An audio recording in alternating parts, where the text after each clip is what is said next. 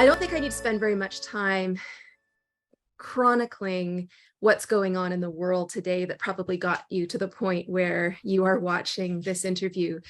But when I think about all of these events, one of the things that's really palpable and noticeable to me is that whenever there are atrocities or various kinds of negligence committed by our government, and mainstream media journalists are supposed to be there to act as a compass, as a kind of calibrator. And when they're not there, as they haven't been over the last couple of years, others need to step up and step in and act as that moral conscience for us. And whether that's independent media, citizen journalists, philosophers like myself, artists, poets, thinkers of any kind. And today I'm with one of the best of them, and I'm so honored to be here today with Toby Young from the UK. He is editor-in-chief of the Daily Skeptic, founder and general secretary of the Free Speech Union, which is a nonpartisan public interest body that aims to protect speech rights. He is associate editor at The Spectator and the author of QPR Substack. He's a graduate of the University of Oxford and has written for Vanity Fair, the Daily Mail, and the Daily Telegraph. He's also the author of the 2001 memoir, which might be what you know him best for, How to Lose Friends and Alienate People, which became a film starring Kirsten Dunst, Jeff Bridges, and Gillian Anderson, if I'm got that right, I believe. Yep. So I'm just absolutely thrilled today. Toby, thank you so much for taking the time to bridge this distance across the pond, literally, as people say, and thank you for joining me today. That's a pleasure, Julie. Can you tell us, it's been such a big week. I don't know when people will be watching this, but we're recording it just the week after Queen Elizabeth II passed on. And it's not like it wasn't epistemologically expected, but it seemed to be a shock to a number of people nonetheless. And we've had the accession of King Charles. And at the same time, the election of the new leader of the Conservative Party, which we've just been through in Ontario as well, in Canada as well, and the election of a new Prime Minister, Liz Truss. Can you give us your thoughts on these big developments? Is this going to bring in some kind of change for the UK, for the world? And is that change likely to be good or bad in your view? Yeah, I think that the honest answer, Julie, is it's too early to say. Mm. Um, the succession of Liz Truss, if we can start with that, I think many people in her campaign team hope that she will be the Prime Minister the Conservative wing of the Conservative Party always hoped Boris Johnson would be. But he ended up disappointing a lot of us. So I think a lot of people are hoping that Liz Truss will be, our first genuinely conservative Prime Minister since Margaret Thatcher. But I have to say that every Conservative leader and every Conservative Prime Minister, apart from Margaret Thatcher, has ended up disappointing me. So I'm wary of investing too much hope in Liz Truss. And the first few things she's done suggest that she's more likely to be a second Theresa May than a second Margaret Thatcher. So she imposed an energy price cap, which was a pretty significant intervention into the marketplace and will cost the taxpayer over £100 billion. Not a very Thatcherite first move. And she also has appointed two fairly unexciting ministers to head up the education and culture portfolios in her cabinet, which suggests she's not going to lean into the culture war, which is, I think, something some of us hope she might do. But she's only been Prime Minister for a fortnight, so let's give her the benefit of the doubt. The Queen's death, I think, did come as a shock to many people, even though, as you say, it was something we've been expecting. But I think people don't realise quite how much the Queen means to them until she dies. I think a lot of us feared that her death would signal the end of an era. That she has been she stands for various values like self-sacrifice, public service, duty, patriotism, putting your country first.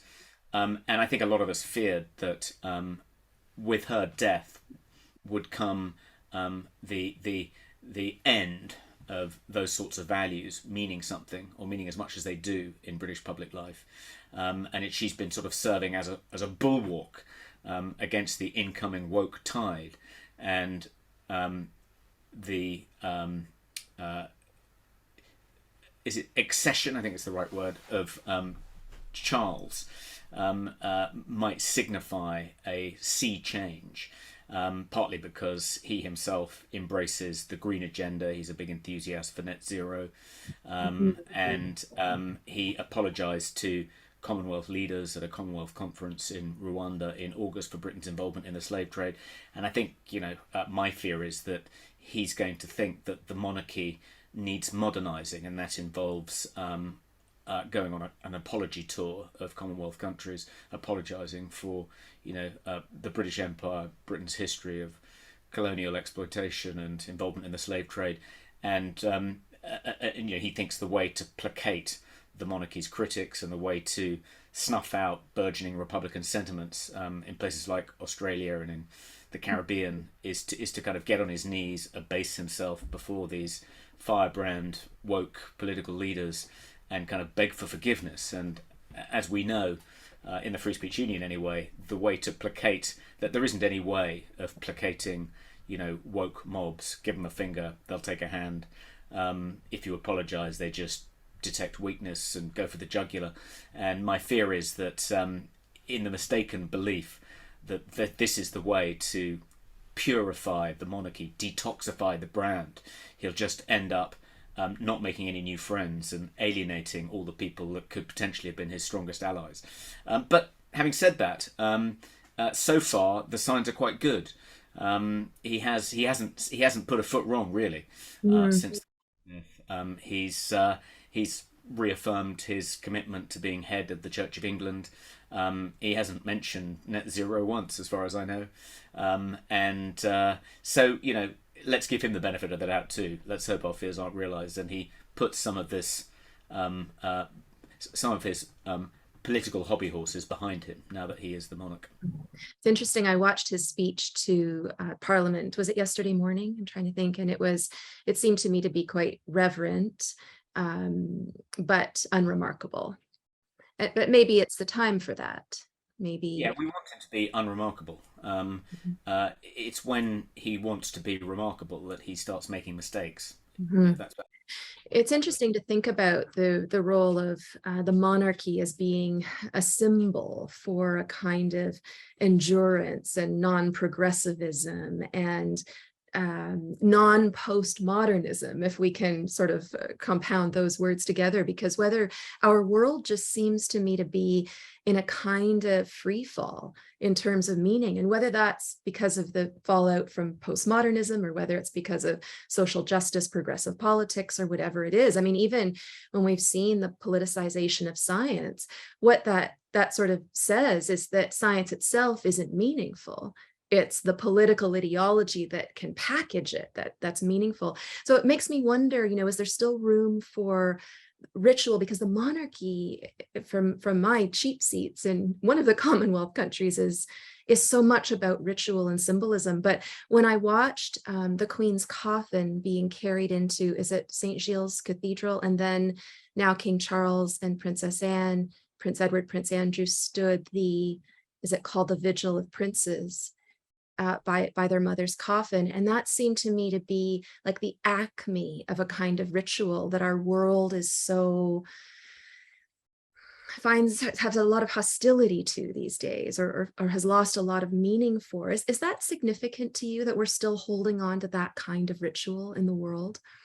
Yeah, I think one of the encouraging things about the way the British people have, by and large, responded to the death of the Queen and the events of the past week or so, is that clearly the royal family, the traditional values the royal family stands for, the Queen stood for, these kind of rituals which are at the centre of British public life, they clearly mean an enormous amount to vast numbers of people. I think it's easy to be perhaps too pessimistic about declining support for those kinds of values, those rituals, those institutions in today's world, partly because their critics make so much more noise than their defenders. But when something like this happens, you're reminded, just how enduring a lot of these values are, and just how meaningful a lot of these institutions and rituals are to many, many people. So I think it's if you're a conservative, it's quite comforting to have witnessed a country in mourning over the past week or so. It's a reminder that there is a silent majority out there, and the fact that they're largely silent most of the time doesn't mean that they don't feel very deeply and strongly about the country, about the Queen, about what she stood for, about the royal family, about our constitution and our traditions, and that is, I think, encouraging. The extended timeline of the mourning period just entrenches that in a way, doesn't it? That our world is so fast paced and we have instant information and we just feel like we're always behind. And yet the period from the Queen's death to her funeral will be about 10 days, something like that. And just to have anything, just to allow that kind of protracted space for your emotions and for the country to gather in support of anything is quite remarkable these days, I think. I have to ask you, what is your view? I know some of your views because I've seen your interviews and read much of your writing, but what is your view from the outside of what's going on in Canada right now, especially our Prime Minister, his government's particularly draconian COVID measures, his response to the truck convoy, travel restrictions, seeming unwillingness to budge from not just the COVID narrative, but his economic standpoint, his environmental standpoint. And now we have the election of a new conservative leader. What does all this look like to you from the outside? Is Canada an embarrassment? Are there any seeds of hope that you see? Well, I was very disappointed that Justin Trudeau and his party managed to hang on after the last general election in Canada. My general view is that when left of centre progressive political parties embrace woke, hard left identity politics, as Justin Trudeau has done, they generally hemorrhage support, particularly amongst their traditional working class voters. And we've seen that happen. We saw that happen in 2016 with Trump's victory.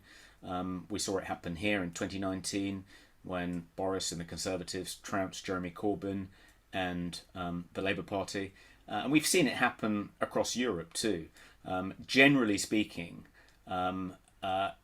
left-wing identity politics is kryptonite to traditional working class voters, and they tend to switch in large numbers to right of centre parties,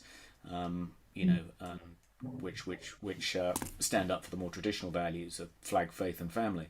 And so it was disappointing when Justin Trudeau seemed to buck that trend, but I think he's living on borrowed time, and I'm very encouraged by the new leader of the Conservative Party of Canada. I'm slightly hesitant to say his name in case I get it wrong. How do I pronounce it, Julie? Well, I think it's Poilievre.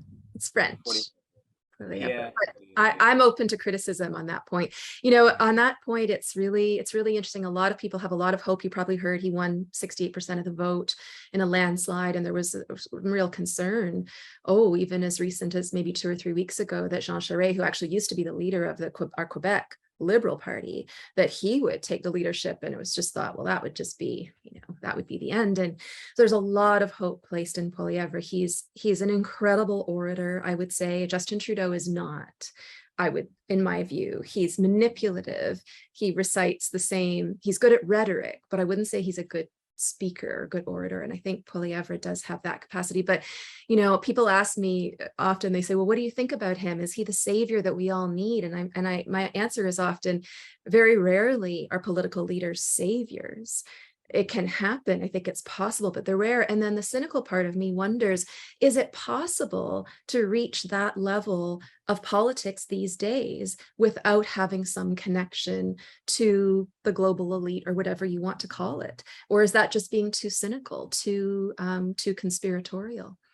Well, all politicians campaign in poetry and govern in prose, and we've seen it many times in this country. Candidates for the leadership of the Conservative Party saying all the right things and making all the right noises during the campaign, only to tack to the centre and seemingly get captured very quickly by the establishment once they become prime minister. So, as you say, we should be a little bit wary of investing too much hope in Pierre, but by God, he made the right noises during his Yeah, leadership. he says all the right things. I agree. Everything he said. I mean, I was thinking, gosh, if he was the leader of our party, I'd certainly vote for him here. He's highly quotable. Yeah, and I like the fact that he was so unequivocal in his support of the Freedom Convoy, absolutely clear about opposing vaccine mandates.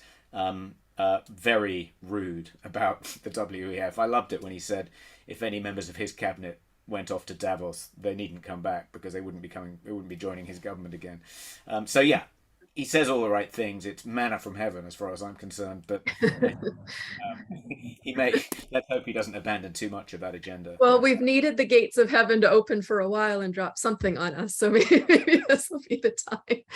Let's talk about COVID for a minute. And I don't want to dwell on this because I don't think it's the only thing that's going on in our world. And I certainly don't think it's sort of the nexus of evil that many people claim it to be, because there are so many other foundational factors that have gotten us to this point, I think. But one thing I can't help wondering these days is, does the truth always come out? Will the truth come out? You take someone, you just posted, I believe, on your Twitter page, how Michelle Walensky was just saying that, actually there wasn't safety coverage of the vaccines until March 2022, which was several months or maybe a year later than they claimed that it was.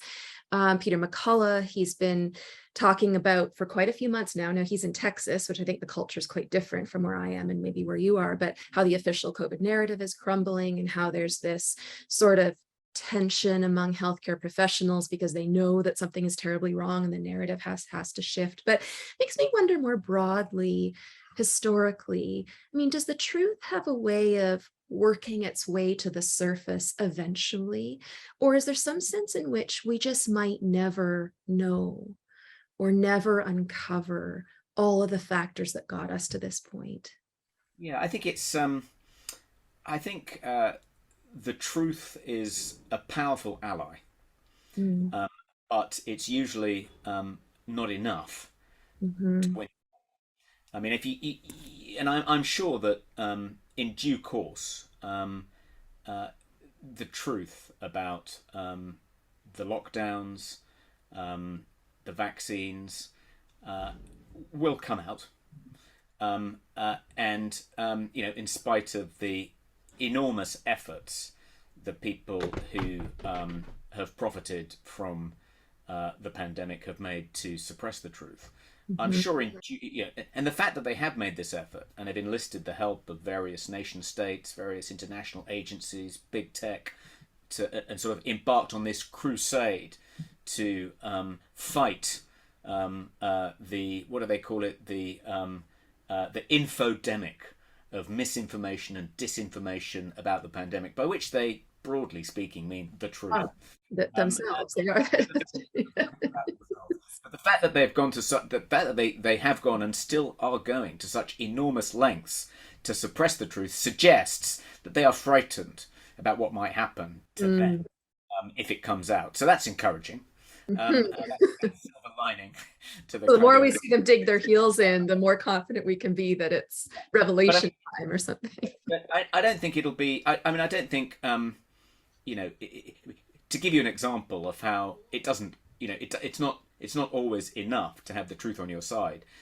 Think about how communism in various forms has, survived the unbelievably poor track record of communist countries in the 20th century.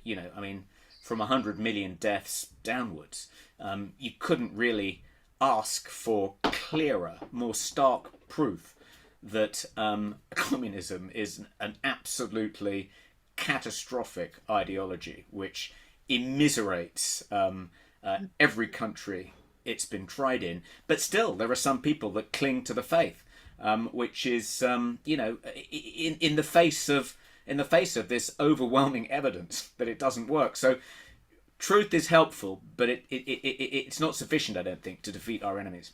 It's very interesting that you bring up that point. I mean, communism, it sounds like a great idea. You're communal, you're working together, you're sharing. We're taught to do that from a very young age. And now, collectivism comes along. We think the collective, the group, I want to be part of something. I want to be part of that. And then, of course, there's all the evolutionary psychological explanations to show, well, why we are, we have this tendency, many of us, to be deeply tribal. I don't think I got that gene, but anyway, and it's interesting. I came across the article. I don't know if you will have heard of this or know of it, but Jean-Paul Sartre, the philosopher, wrote an article, I think it was in 1944 in The Atlantic.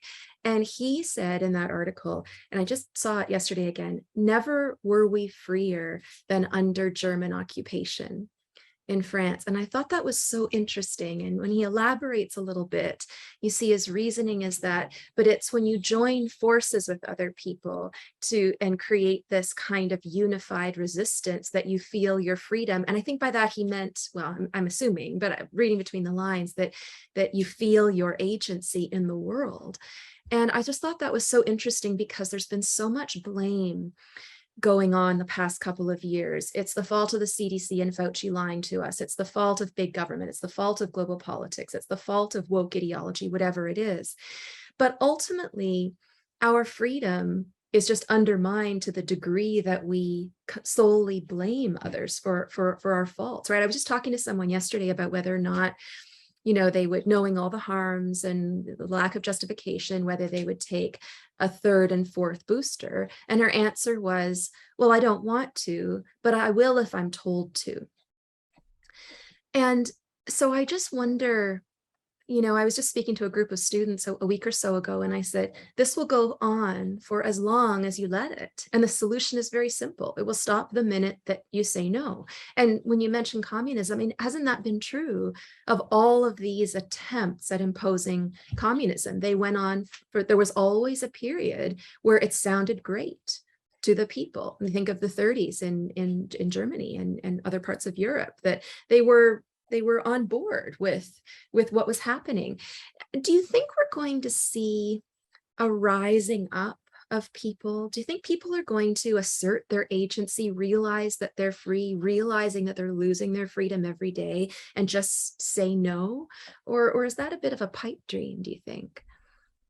So one of the depressing things about the past 2.5 years has been the realization that even in the supposedly freedom-loving West, vast numbers of people, possibly even the majority of people, seem surprisingly willing to surrender freedom in return for security. I guess I don't know whether that's because they were deceived, partly because the threat posed by COVID-19 was wildly exaggerated, and there's quite a lot of survey evidence that people generally did wildly exaggerate the risk that COVID-19 posed to them and their families and their communities. And perhaps if they'd had a more realistic idea of just how much risk COVID-19 posed, they would have been less willing to surrender some of their liberties. Perhaps it was partly because they were only asked to surrender them temporarily, not in perpetuity, that they seemed willing to. They thought, I thought so. give up freedoms for. I mean, initially it was 2 weeks to flatten the curve, wasn't it? And there was a kind of boiling frog element to it all, and then there was a kind of sunk cost. We have to lock down again because we've locked down 3 times, and we don't want to render those sacrifices meaningless. So let's sacrifice again. But so it was sort of the way in which populations were gulled into acquiescing to this surrender might suggest that psychologically, had the proposition been put in a kind of more honest way, people would have been less willing to make that trade. But maybe that's wishful thinking. Maybe as people become more comfortable, as there are fewer serious threats to their comfortable material life, so they do value security, safety, well-being, absence of psychological harm. Maybe they do begin to value those things much more highly than their basic freedoms. I hope not, but we'll find out over the next few years. It's a massive failure, isn't it? I mean, as someone who used to teach reason and critical thinking to university students who are supposed to be our best and brightest, and now you see what the outcome of all of that, or the failure of all of that, has been, that it turns out when we make decisions, we don't really make it on the basis of reason or evidence, but that coercion and nudging and pressure and all of these things are, and the desire not to stand out, are so much more powerful. How much of this do you think has seeds in our educational failings? I know education is something that's very meaningful to you. You're a parent. I believe you've written about your children in some of your articles, and I think you're a bit older. I'm a parent too, but she's younger, not in the school system yet. But I think about this a lot. How have our failings in the educational system over the last several years, but probably more like decades, because the people who are making decisions now are adults, right? And how have we failed our young people in educating them, and how do we get this back on track? Yeah, well, I don't know if I'm sure you've read The Coddling of the American Mind by Greg Lukianoff and Jonathan Haidt, in which they talk about the free speech crisis in American universities and the emergence of safe spaces and trigger warnings and policy warnings against microaggressions and snitching portals and all the rest of it. Everything that's turned, American campuses into kind of little microcosms of East Germany circa 1976. They attribute this largely to the fact that parents and schools have failed to prepare children properly for the challenges that the world is likely to throw at them. They've essentially cocooned them in cotton wool, protected them from any kind of danger, so their children have not been equipped with the ability to assess risk. They don't know how to deal with challenge or conflict or adversity, and they just perceive it all as a kind of existential threat, and that's why they prize things like safe spaces and trigger warnings, and why they interpret any intellectual challenge to their kind of narrow core of orthodox ideological views as a kind of a threat to their emotional well-being, because they just haven't been taught how to cope with any kind of conflict or challenge. So he thinks the key, Jonathan and Greg Lukianoff think the key to overcoming this crisis in American universities, and sort of more widely, cancel culture, how to resurrect free speech and rejuvenate the public square as a place where different and controversial ideas are discussed in a good-humoured way, is to improve parenting, improve schools, trust children more, encourage them to be a bit more self-reliant, expose them to a little bit more danger, but in a kind of controlled way.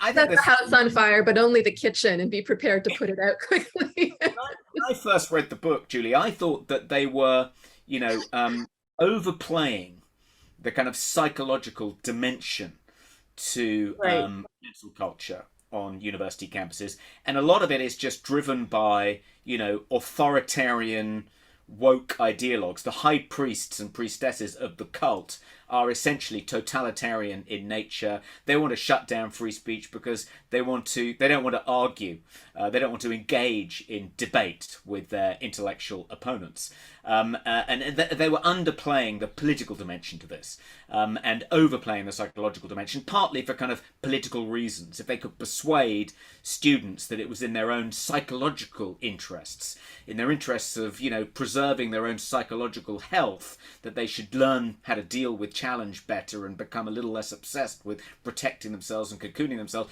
that they were trying to make an argument that would land with kind of students. And they knew that if they made a kind of political argument that you just bought into this unbelievably authoritarian, totalitarian ideology, that wouldn't land. But actually, I've slightly revised my view since the pandemics happened. I think, well, maybe they were onto something. Maybe an entire generation has just become unable to deal with risk of any kind, and they just catastrophize the moment a kind of risk emerges and are willing to surrender almost everything to protect themselves from this risk, even if it isn't much more dangerous than seasonal flu. I've sort of come around to thinking maybe they were right, and maybe the solution is better parenting and better schooling. Well, just like that, no problem. It's, one thing in the classroom that became very clear to me is it's in some sense, and I would qualify this, carefully, but in some sense, learning isn't that hard if you want to do it. But training apathy out of someone, I don't know how you do that. And so we have a culture of students, and by that I mean, very much like little s students, all of us who want, who really need to keep learning throughout our lives in order to go through life, in order to make good decisions when we vote for our politicians, good decisions about our finances and relationships and all these things. That the fact, to get someone to care deeply about something is an art. I think it's an art, as you say, that comes from parenting. It's an art that, never did I think that, I quote Hillary Clinton, but her whole "it takes a village" thing. I'm not sure it takes a village, but in some sense, it takes a cultural, societal infrastructure, doesn't it, to support people in thinking that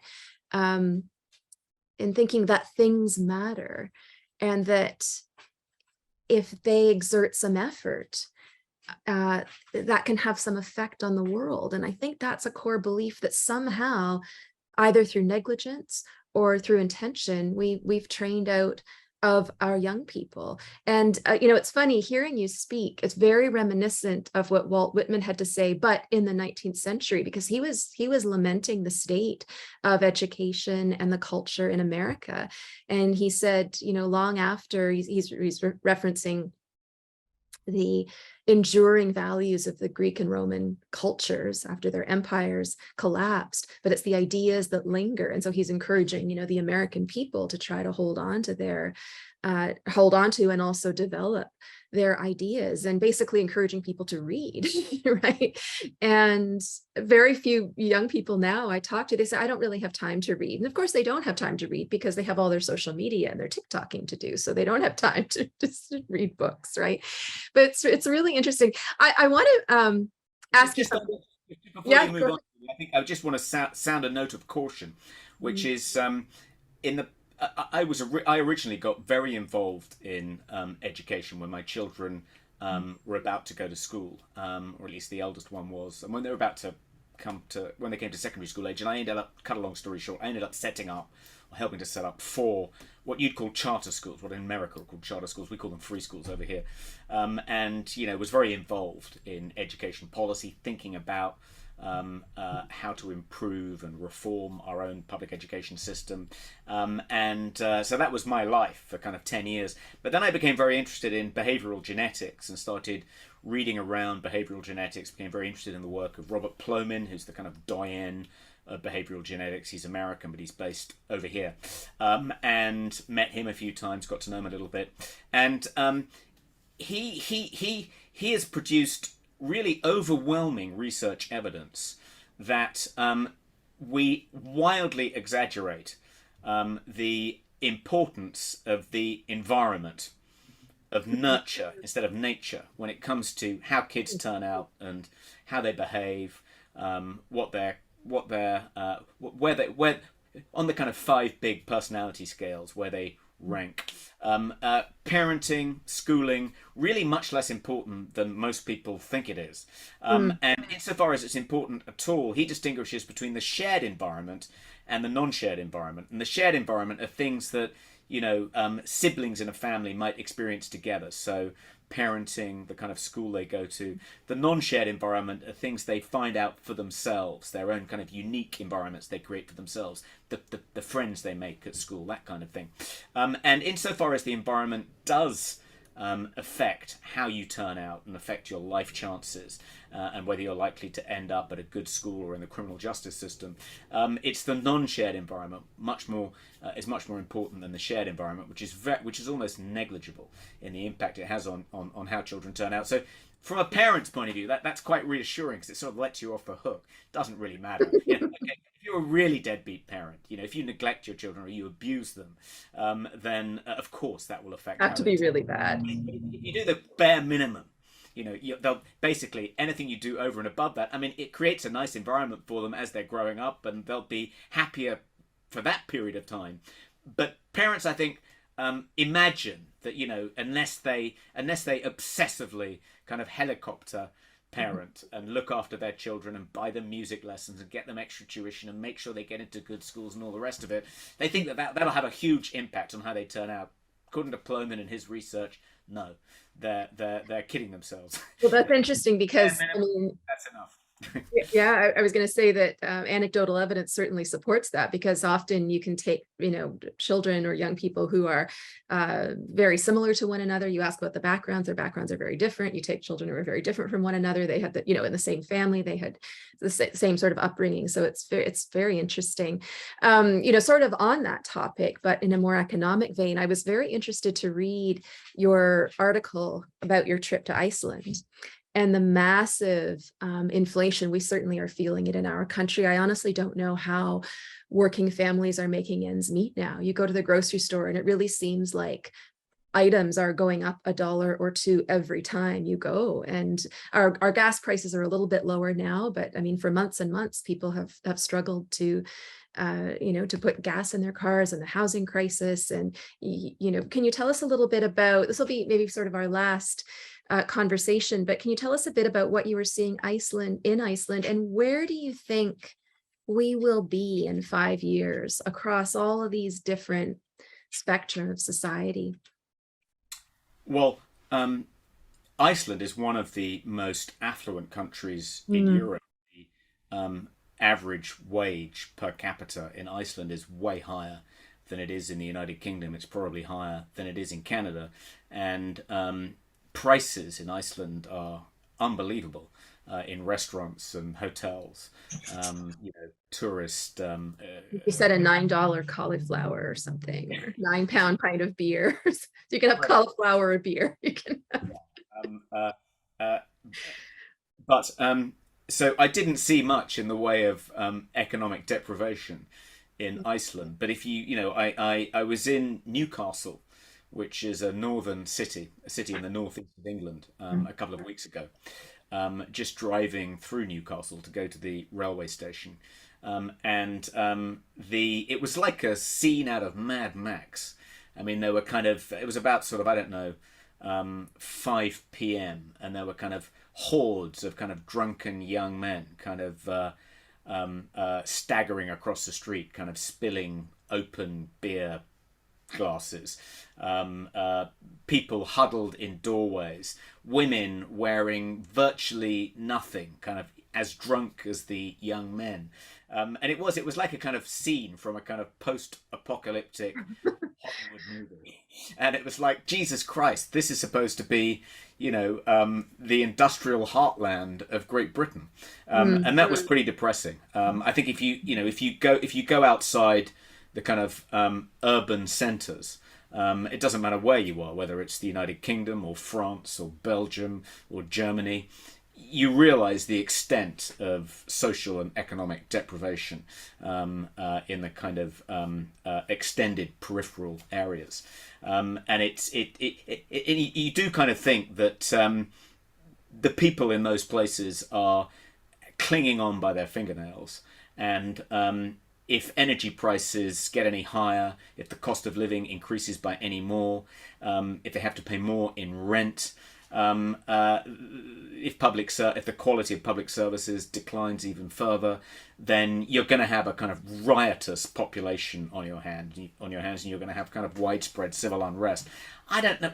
Maybe that's too pessimistic, But and maybe if the war in Ukraine ends more quickly than we'd anticipated, and gas prices begin to fall because Russian gas comes back online in Europe, and maybe if Liz Truss lifts the fracking ban and develops nuclear energy, and inflation begins to decline, maybe things won't be as bad as some people are predicting. But it's not too difficult to imagine a scenario in which we see outbreaks of widespread civil unrest, across the Western Hemisphere, which is a depressing prospect. It's interesting, though, isn't it, to think that, I mean, as things get worse, you would expect a kind of revolt, a kind of civil unrest, but also as things get worse, we've been more and more worn down over time psychologically and have fewer resources that are psychological resources that are needed to challenge or rise up against those we perceive to be the oppressors or the originators of these economic crisis. But are you an agnostic about what the future will hold the next few years? Are you trying to be hopeful? Is it taking a lot of effort to be hopeful? Well, things, I mean, it's hard to imagine after the 2.5 years we've just had That it would that be worse. things get any worse. Um, uh, and I think there is some evidence of political renewal Mm, in some countries. I'm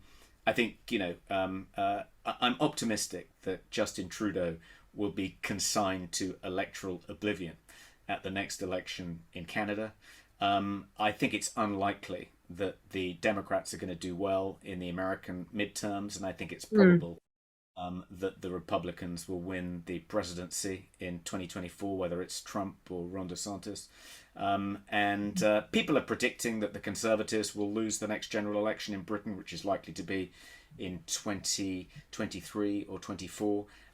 But I don't think that's inevitable. I think Liz Truss might do enough to hang on. If you look at the state of most left of centre parties, they've for the most part been captured by these kind of crazy woke identitarian minorities, and as I say, for the most part, that is electoral kryptonite.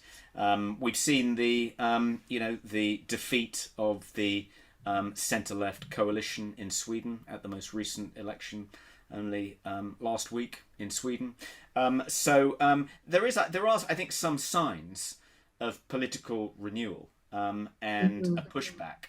And I think, initially, at least in this country, support or opposition to the lockdowns and associated COVID restrictions didn't split along party lines. There was more or less mm. universal assent, no matter what your party political preference. But people's attitude to it has begun to fracture along party lines, and certainly both the leading candidates in the recent Conservative leadership election we've just had came out against lockdowns and said they've been opposed to them all along. They just hadn't they just been shut down when they'd raised their objections in cabinet 2.5 years ago. In America, the Republican Democratic split is largely reflects the split between people who are pro and anti-lockdown, pro and anti-masking. I think that's probably true in Canada as well. So I think to a certain extent, bad though the 2.5 years have been, and bad though the assault on our freedoms has been, it has galvanized the right. And I think that you're beginning to see signs of political renewal and signs of hope. So I'm not as depressed as I might be. That's good. I'm glad to hear you say that you're seeing signs of unification among conservatives, because in our country, at least, we have just gone through, well, really 30 years, I would say, of the conservative party or parties dividing themselves. We had the Reform Party, we've had the People's Party of Canada. I mean, just division, division, division. And the Liberals never do that in Canada. And they've been able to win, and then they form a coalition with our new Democrat Party. But Toby, thank you so very much for joining me today. I would never have chosen, if given the option, to go through the last 2 years. But if it had to happen, I'm so glad that I get the gift of getting to speak to brilliant, kind, thoughtful, dedicated people like yourself. So thank you so much. Thanks for hanging out with me today. If you enjoyed watching this video, please consider making a tax-deductible donation to the democracyfund.ca/donate.